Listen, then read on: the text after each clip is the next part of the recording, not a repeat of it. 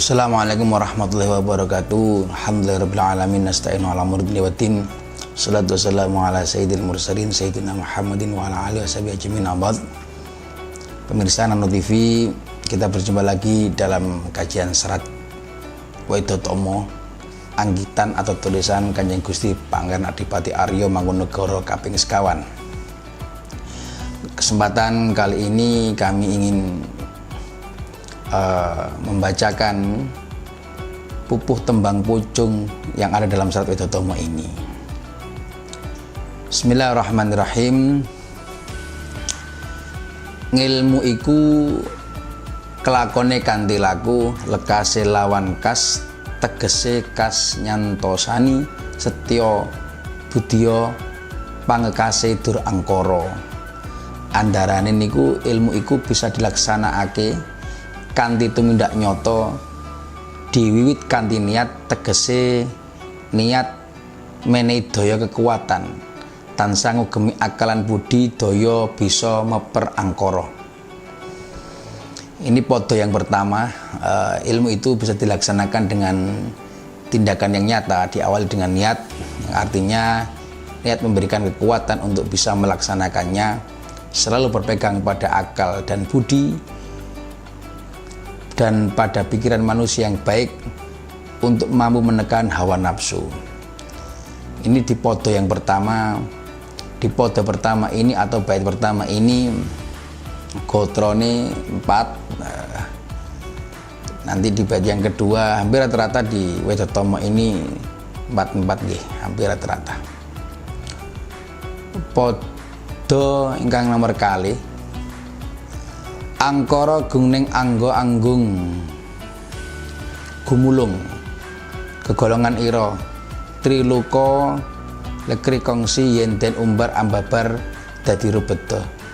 Nafsu angkara kang gedhe ana ing awake dhewe kuat ngempel tekan nganti 3 zaman, yen diumbarake nyebar dadi alangan. Nafsu angkara yang besar ada di dalam diri, kuat menggumpal menjangkau hingga 3 zaman. Jika dibiarkan berkembang akan berubah menjadi gangguan. Podo ingkang nomor 3, podo yang ketiga. Beda lamun kang wus sengsem reh ngasamun samune ngaksama sasamane bangsa sisip sarwa sareh saking mardi martotomo. Beda karo wong sing wis seneng nyecepi, seneng menehi pangapura marang lupute sepadha menungsa, tansah sabar ngupaya nyipta swasana kang kepenak. Maka berbeda dengan yang suka introspeksi diri, selalu memaafkan kesalahan orang lain, selalu sabar berusaha menyejukkan suasana. Pada kaping 4, taman limut durgameng tias kang weh limput. Karim ing kramat krana karoban ing sing sukma ngrebda sardi pangira. Ing petenging pedhut tameng ati saka angkara kang tansah nglindungi.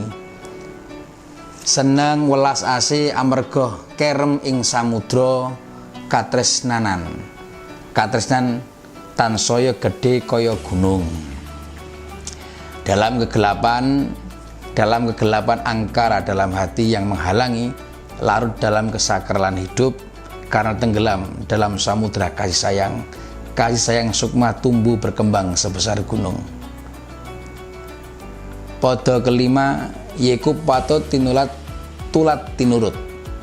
Sapi tuduhira aja kaya jaman mangkin kang prah muda mudi diri rapal makna. Andarane punika kang pantes disawang, ditiru lan diturut minangka pituduhku. Aja kaya ing mangsa ngarep akeh wong enom sing gumedhe babagan apalan ayat.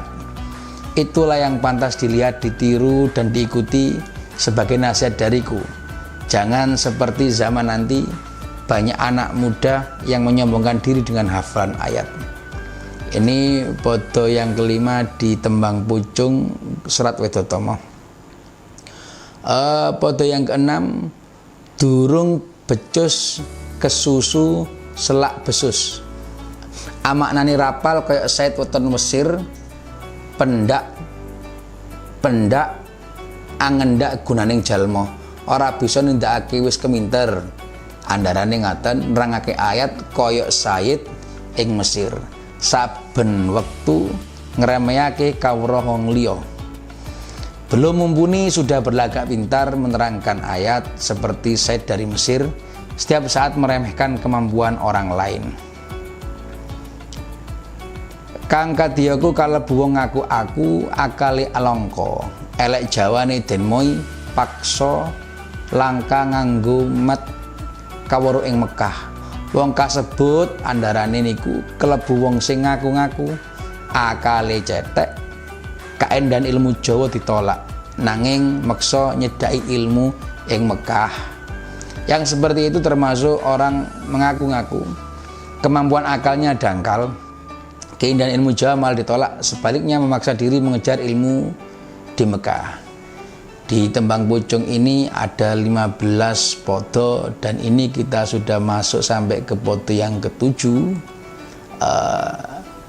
Yang pertama tadi di podo pertama kita ingat satu makalah ketika disebutkan di sini di Serat Utama oleh Kanjeng Gusti Pangeran Adipati Mangkunegara kaping sekawan iku. Yang pertama jelas ilmu kelakuane kanthi laku, lekase lawan kas tegese kas nyantosani setya budya pangkasi durangkara. Ya ilmu itu dilaksanakan sebelum beramal kita harus patut mempunyai ilmu, memiliki ilmu agar amal kita itu tidak sia-sia. Yang kedua, beliau juga mengkritik perilaku orang yang mengedepankan nafsunya, yang mengedepankan hawa nafsunya dan akalnya dia taruh di belakang. Liman tubakana aklu amiran wa hawa wa asiran. Beruntung sungguhnya orang yang beruntung, di antara yang beruntung itu bejo kemayangan kalau bahasa kitabnya itu. Orang yang dalam hidupnya dia dipimpin oleh akalnya, sementara hawa nafsu dia taruh di belakangnya. Di tembang ini pun Pangeran Mangkunegara kaping sekawan juga mengkritik berlaku di zaman ke depan dari era beliau, dan rupa-rupanya hal itu sudah terjadi. Banyak orang, banyak anak muda hari ini menyombongkan diri dengan hafalan ayatnya, menyombongkan diri dengan kemampuan dirinya, dengan rapalan-rapalan kalau bahasa beliau, yang dia sendiri tidak bisa melaksanakan apa yang dia omongkan, atau bahkan pada kiranya dia menolak dari mana asal dirinya, menolak lingkungan jati dirinya, menolak sesuatu yang bertumbuh bersama dirinya di Indonesia ini khususnya. Di beliau jauh-jauh hari sudah punya visi ke depan bahwasanya nanti akan muncul di kalangan anak-anak muda itu punya kefasihan hafal ayat, diibaratkan koyok Said tekan Mesir. Lalu mereka ini mengolok-olok, ngemoi, tidak mau dengan ajaran ilmu Jawa. Mereka ini ya kalau bahasa umumnya kita itu tiba-tiba mohon maaf membid'ah-bid'ahkan amalia-amalia yang sudah ada di tanah Jawa ini, bahkan menyesat-nyesatkan amalia-amalia yang sudah dilaksanakan turun-temurun di tanah Jawa ini, yang sungguhnya itu semuanya bersumber dari para ulama kita, para masyayikh kita yang tidak lepas dari Al-Quran hadis. Zaman itu sudah muncul hari ini. Banyak anak muda belum tahu sesungguhnya, tapi dia merasa dirinya tahu lalu menyalah-nyalakan segala yang menjadi warisan para leluhurnya. Ini sudah muncul dan memang agak aneh. Seharusnya ketika orang belajar ilmu agama khususnya, kalau dia pulang dimanapun dia belajar, ketika dia pulang dia akan memiliki kekuatan baru, pengetahuan baru untuk lebih menguatkan tradisi-tradisi keberislaman yang sudah tumbuh di Indonesia ini. Karena bagaimanapun sebagian besar tradisi-tradisi keberagamaan, keberislaman di tanah Jawa, khususnya di Indonesia ini, kembali lagi tidak bertentangan dengan syariat Islam.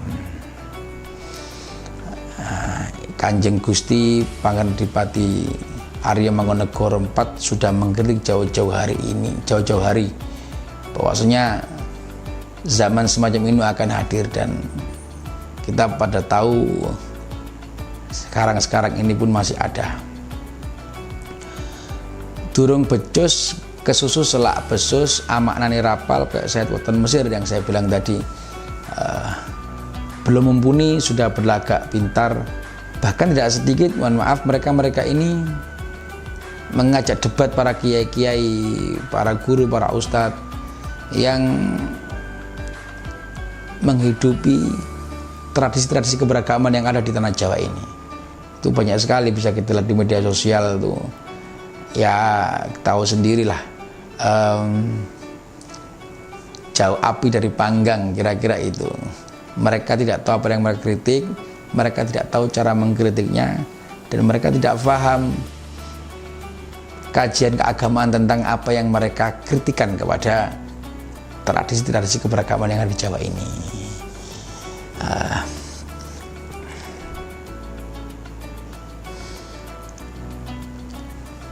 Foto yang nomor 8, Nora weruh rosing rasa kang linuruh lumaketing anggere padha marsudi kono kene kanane ora beda. Ora ngerti sejatine ilmu sing digoleki sak tenane ana ing jero awak. Anggere pengin nyoba kono kene ilmu iku ora beda. Tidak memahami hakikat ilmu yang dicari sebenarnya ada di dalam diri. Asal mau berusaha sana sini tidak berbeda. Podo ke-9, uger logo den tamrih pralebeng kalbu yen kabul kabuka ing derajat kajating urip kaya kang wus winaya sekar srinata anggere ora kakean polah, cara andarane ngoten, supaya bisa pinter lantip ing ati nalika kasil buka ing tingkat kamulian urip kang sejati kaya sing wis ditemokake ing tembang sinom. Asal tidak banyak tingkah, agar hati lebih murni tajam bila berhasil terbuka pada derajat kemuliaan hidup yang sebenarnya seperti yang telah tersirat dalam tembang sinom. Podo kaping 12, basa ngilmu mupakate lan panemu. Pasai lan topo yen satria tanah Jawi kuna-kuna kang ginulut tripakara. Andaran ilmu iku ketemune yen gelem nampa panemu. Dilan petake kanthi topo kanggone prajurit tanah Jawa. Biyen kang dadi cekelan yaiku 3 perkara. Yang namanya ilmu diperoleh dengan mendengarkan pendapat para guru dari siapa saja, diasah dengan upaya sungguh-sungguh. Bagi satria tanah Jawa dahulu yang menjadi pegangan ada 3 perkara. Pertama, podo ke-11, lilo lamun kelangan nora getun, trimo yen ketaman sak serik saming dumadi, tri legowo nalongso sra ing batara. Andaran niku ikhlas lan ora getun yen kelangan, bisa sabar yen kena alangan, kang asale saka wong liya kang ora seneng. Kaping 3, nerima kanthi pasrah marang pangeran, ikhlas bila kehilangan, sabar jika hati disakiti sama.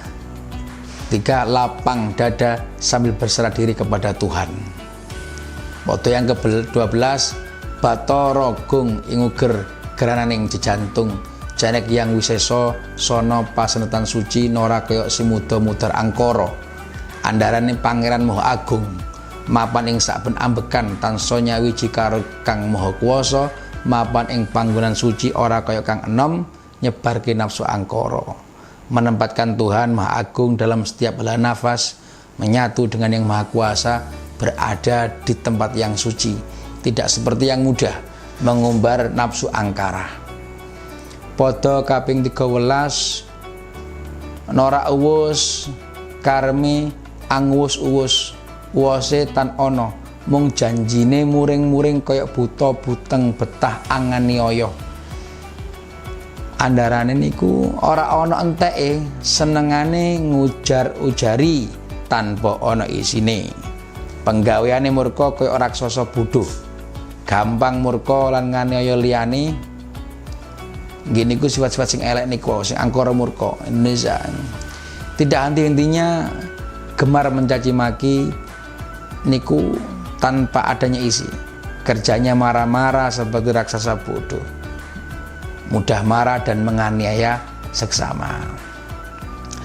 Pada kaping 14 sake luput ing anggotan soliniput linepet ing sabda narko tan ana udani lumu ala ardani ginawa godo. Kabeh kaluputan ing awak tansah ditutupi kanthi rembug, dikira ora bakal ana sing ngerti. Kamangka tundane anggawa kerusakan.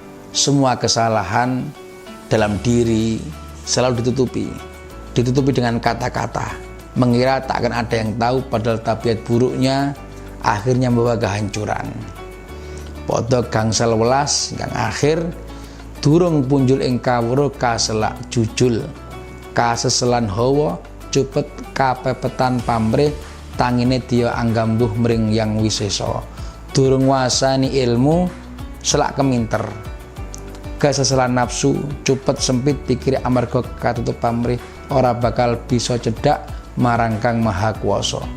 Belum cukup pandai, urung khatam yen ngaji tapi sudah sok pandai, disusupi hawa nafsu, sempit nalarnya karena tertutup oleh pamrih, sulit untuk menyatu dengan Yang Maha Kuasa.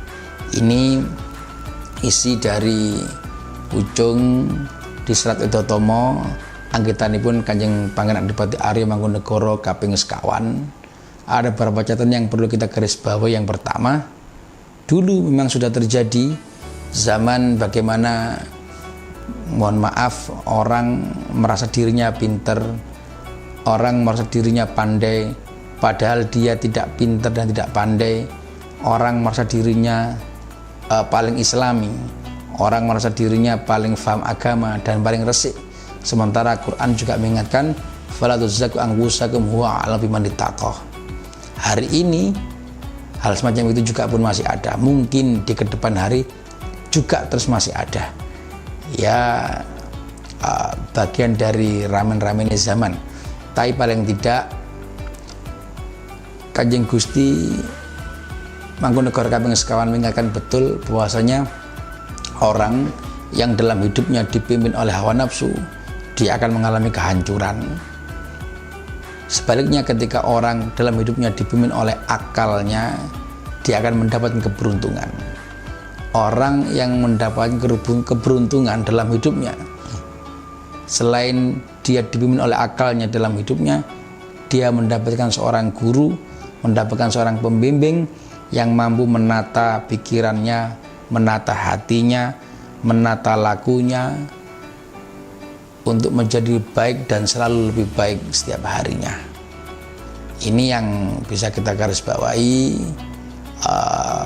pesan beliau dalam Serat Udatomo di tembang Pucung dengan 15 foto yang ada. Mohon maaf atas segala kurangan. Wassalamualaikum warahmatullahi wabarakatuh.